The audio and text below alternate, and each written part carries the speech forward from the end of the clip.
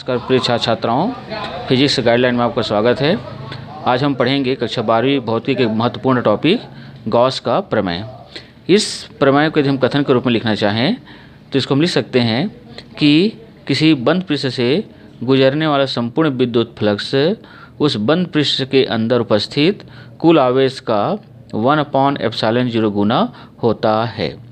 और यदि हम इसको गणितीय रूप में लिखना चाहें तो जैसे मान लीजिए कि यदि किसी बंद पृष्ठ के अंदर उपस्थित कुल आवेश Q हो और उस पृष्ठ से गुजरने वाला संपूर्ण विद्युत फ्लक्स φE हो, तो इस प्रमेय को हम लिख सकते हैं φE बराबर Q/ε0 या φE बराबर Q × 1/ε0। यदि हम इसको गणितीय रूप को व्युत्पन्न करना चाहें गॉस के प्रमेय को, तो इसके लिए हम इस चित्र का प्रयोग करेंगे। जैसे मान लीजिए चित्र के अनुसार S एक बंद पृष्ठ है। इस पृष्ठ के अंदर किसी बिंदु O पर प्लस Q आवेश स्थित है। इस प्लस Q आवेश से R दूरी पर एक बिंदु P लेते हैं।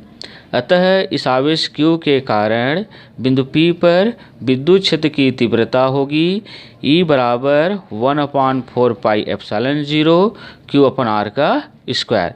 इसको हम देते हैं समीकरण नंबर 1। और इस विद्युत क्षेत्र E की दिशा जो होगी बच्चों इस OP के अनुदिश होगा, अर्थात इस O के से P की दिशा में कार्यरत होगी।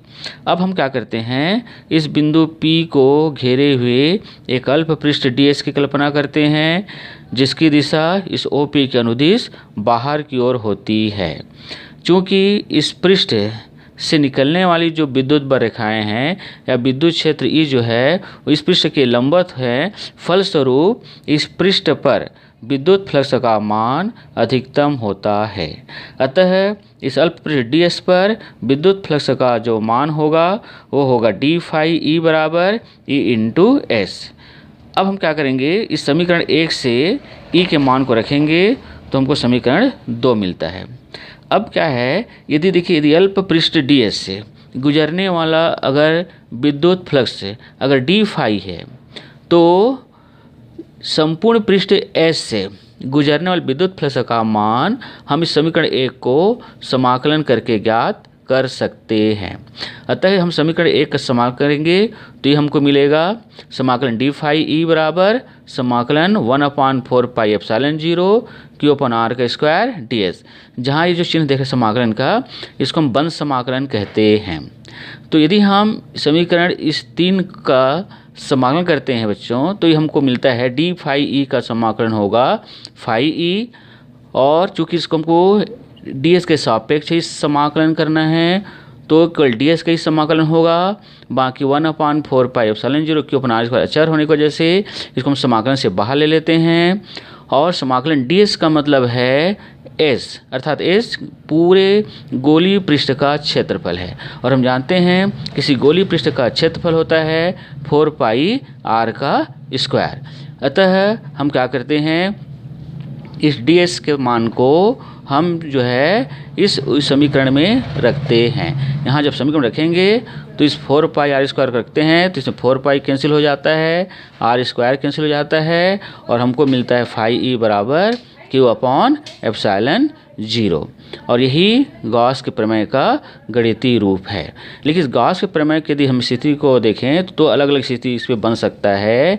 जैसे पहली स्थिति यह है कि यदि बंद पृष्ठ के अंदर Q1, Q2, Q3 और Qn आवेश उपस्थित हो, बहुत सारे आवेश उपस्थित हो, तो गॉस के प्रमेय को हम लिख सकते हैं phi E बराबर Q1/ε0 plus Q2/ε0 plus dash करते हुए इसको हम n पद तक ले जाएंगे। 1/ε0 कॉमन लेंगे तो ये हमको मिलेगा Q1 plus Q2 plus Q3 bracket के अंदर मिलेगा बच्चों।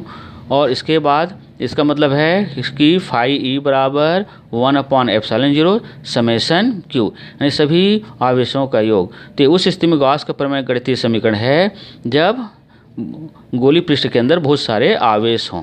लेकिन मान लीजिए कि यदि आवेश बंद पृष्ठ के बाहर स्थित हो, तो इस स्थिति में यदि आवेश बंद पृष्ठ के बाहर होगा तो पृष्ठ के अंदर कोई भी आवेश उपस्थित नहीं होगा, अर्थात Q का मान 0 हो जाएगा।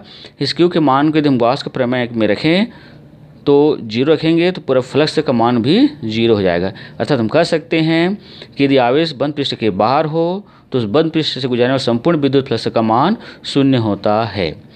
तो ये गॉस का प्रमेय है। आप इस वीडियो को बार बार रिवाइंड कर लेंगे और रिवाइंड करने के पश्चात आप इसे एक अच्छे नोट्स के रूप में तैयार कर लेंगे। आपको मैं एक बार पुनः इस गॉस के प्रमेय को भी पुनः दिखाता हूँ और आप इसको एक नोट से तैयार कर सकते हैं और परीक्षा के लिए अच्छे से आप तैयारी कर सकते हैं। और यदि इसमें किसी प्रकार के यदि कोई सुझाव हो तो हमारे फिजिक्स गाइडलाइन पर आप कमेंट्स करिएगा। धन्यवाद।